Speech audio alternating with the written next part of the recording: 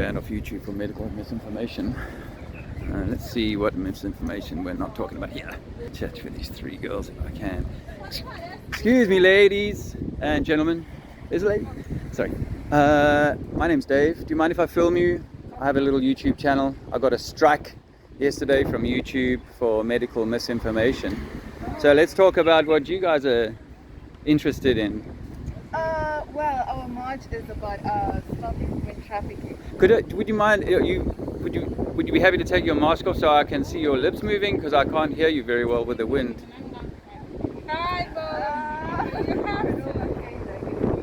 I'm not allowed to talk about certain stuff to do with this on YouTube because, you know, they don't want people to be given other information other than what the government is giving you. But you're concerned about human trafficking? Yeah, and you know, we are marching today. Yeah. Presenting this so that people can stop violence Yeah. and human trafficking. So that's why we're doing a march. So that Okay. people see that we are protesting against it. We are against what they are doing. You're against the human trafficking? Yes, we're against it. And gender-based violence? Because it's not good to... Yeah. To hurt each other? Yeah. So... And traffic people. Join us now. I'd like to. I'm helping a friend out. His name's Patrick, a Zulu guy. He's got a long story, but I'm helping him out today, which means I've got to go to where he lives or where his grandma lives. So it's a little bit of a thing that I have to do today. But I wanted to share some information with you guys as well. I guess you trust in God. You believe God? Yeah, we do believe in God. Okay, so God gives us, in nature, God gives us one golden rule. And that golden rule is to do no harm. Yeah, we should all protect each other. We should protect ourselves and protect each other, absolutely. But we shouldn't go out. None of us should go out and try and cause harm to anyone else, right? So that includes gender-based violence, human trafficking. There's a lot of stuff. It's not only us. Yeah, because Not just in our city only. Not Whole world. the whole world. Yeah. Well, I notice in the UK they're bashing this thing about the gender-based violence as well. You know, they're really pushing that and all really highlighting that there is this kind of stuff going on. The thing is that when you start to look into these awful things, you can either get stuck in one area and say this is the most important thing, or realize that there's a lot of other things that are going on that are just as bad or sometimes worse. You know, we go to war in some countries. I did for South Africa when I was 19, and in Angola, you know, and we were meant to go. We were made to go and fight against Angolans, you know, young Angolan boys and stuff, you know, and that's horrific. We were actually killing each other. That's horrific. And then you look at other things that are going on in the world, like in our food industry, you know, the way that our animals are treated are horrific. And so people protest against that. There are other things like they put poisons on our farm foods, you know, and they modify these organisms such that they're actually damaging to our bodies. And people protest against that. Some say there's this like agenda for geoengineering, which is to change the climate in the world by spraying stuff into the sky, you know, and people protest vehemently against that, and they ask the government to change and to do things differently and putting new laws and new controls to stop these sorts of things. But all of these things ultimately rob us of our own power. Because if you and I choose to treat each other with love, then we're not going to harm each other, either in a partnership of business or in a partnership of love or just neighborhood community, yeah? And equally or conversely, if I choose to be someone who doesn't adhere to God's law of golden rule of do no harm, then I am going to be accountable for that. In our world, there are so many people who have lost their way from their divine essence that they're willing to go out or they're lost or traumatized, because you'll know that some of the gender-based violence springs from the parents that person had, the experience that person had.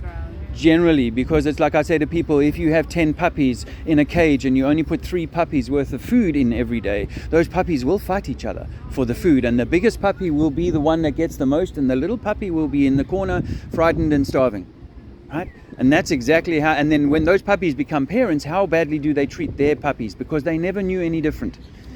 So we are already the product of our fathers and our mothers and our grandfathers, who have all been put in a system of lack, of shortage, of there's not enough to go around, you know, whether that be love or money or any of these things. And so we're fighting, we're like hungry dogs in a cage, in a massive prison system.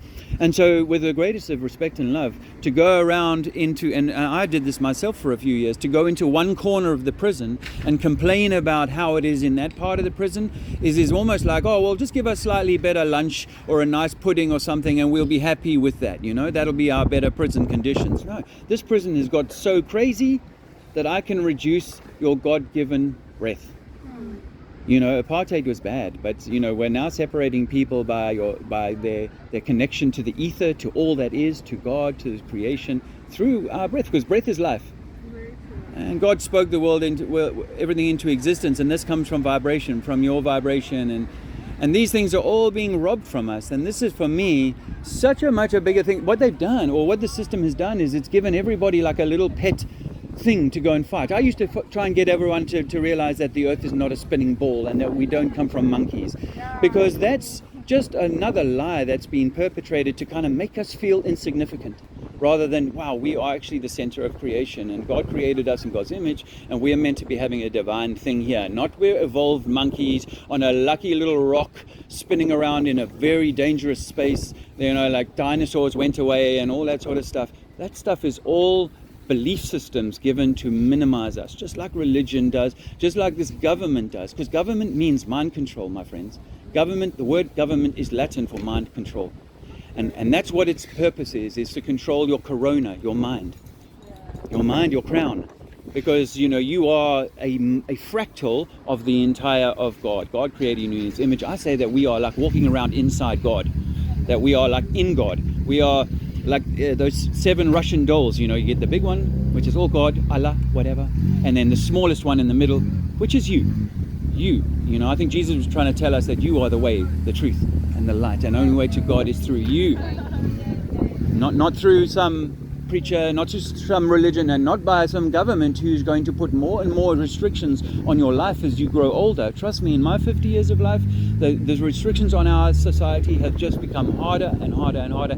And like frogs in boiling water, if you slowly turn up the temperature, they don't notice. And slowly we get sleepwalked into a totalitarian system of control that only wants your energy, your life force. Give me 40, 50 years of your life force, pay all your taxes, pay a lot of money just to have a house over your head, and at the end of it you might get a few years of retirement in which you can go and play golf or put your feet up or play with the grandchildren. That's not what your life was meant to be. We're not meant to be like these slaves. We're meant to be like in nature. We're meant to be free. You know what? Animal in nature, we're meant to be above the animals, but animals in nature are freer than we are. We're meant to be the master of the government, not the government the master of us. We're meant to take back our own control, and it cannot do anything to you unless you consent, unless you give away your power and you say, yes, I'll let you do it, I'll agree to doing this, or you don't complain about, or don't not complain, you don't say, no, I have my own sovereignty which is intact. You do not get to harm my body in any way. If I come to you and cause you physical harm, gender-based violence, you would be calling the police. If 2 years ago I'd asked you to do this, you'd be calling the police, would you not? You'd say, this strange white man came up to me and said, I need to put a nappy over my mouth. You go, what a crazy man that is. And now, so I'm saying that we're maybe harming ourselves, and I should not be able to cause you harm. You should not allow yourself to be harmed, whether it be by a boyfriend, by an employer, by a government, you know, and particularly a government which is meant to be subservient to the man and the woman, because God created us and us created government, and now government is atop us, and that's all upside down. And that's what they say in the Bible. It's like a devil's world. Everything is inverted. Everything that they tell you, they tell you come from monkeys. No, you did not. They tell you this came out of a big bang. No, absolutely did not. You know, this is divine creation. Thank you so much, my friends. Have a fantastic life, and we are all one, you know. And all of these things, all of these sort of, I'm going to join this focus group or this interest group, as valid as the agenda is, they all create division between, in this case, men and women. They create division because they make me go around, or you go around, thinking that every man is a potential predator. That's how we start to think. You know how they did with the apartheid? Every black person is a potential this or a criminal or this. What bullshit. right? You know that's not true, but when I bring on these rules, then some people, and even in the black community, some people take on that identity. They say, oh yes, that's who we are. No, it's not. And men take on that identity. Oh, we're child traffickers and all that. No, we are not. We are loving, in our divine essence, we are loving divine beings until you put the 10 puppies with 3 dogs food in the cage, and that's what's happened to us. So encourage people, to men particularly, to stand in themselves and find their way through whatever violence they experience. They're putting on their loved ones. They have to find their way through that. They have to be helped through that. They have to be required to kind of look back at the trauma that brought them to that point. That's part of this journey, because if I hurt you when you're a puppy, you're going to have to change, otherwise you will die a broken puppy like you were raised. So let's try and find ways to hug each other rather than be more separate across communities, religions, and all these sorts of different things. Have a great life. You're welcome. Enjoy your day. Enjoy your day. Much love. Bye-bye. I do have a lot of conversations that go unrecorded, so it was nice to get that one on camera. Not sure if I'll upload it now or wait for a week till my span is over. Maybe I'll put it on the backup channel, the Trinities. Yeah, we're just waiting for Patrick. He's gone for a wash and a haircut. He wants to tidy up. We're going to try and get him some fresh clothes. So before he goes see his grandma, we're hoping to get this guy off the streets. We got Patrick. He's in the car with us. Going home. To see my queen. Fantastic. Yeah, don't want to come back here in the streets. That's exactly what I want to get a nice life now. I'm tired to sleep outside. Exactly. Yeah. Thank you, Patrick. Oh, let me not run this man down.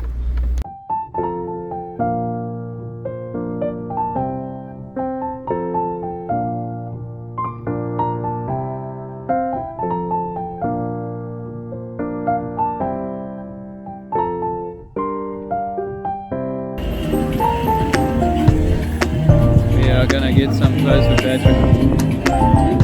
Watch the space. Some shoes.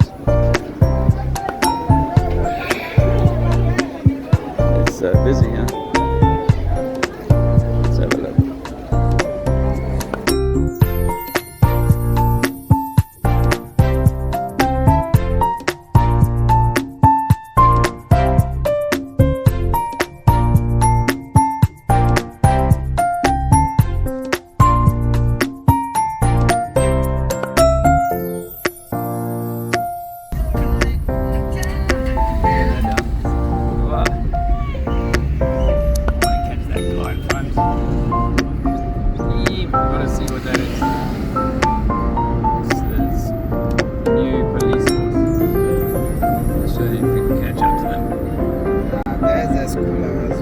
At your school, Patrick. There's lots of children there. Yes. Unfortunately, education is really about squeezing you into a box and taking away your creative power.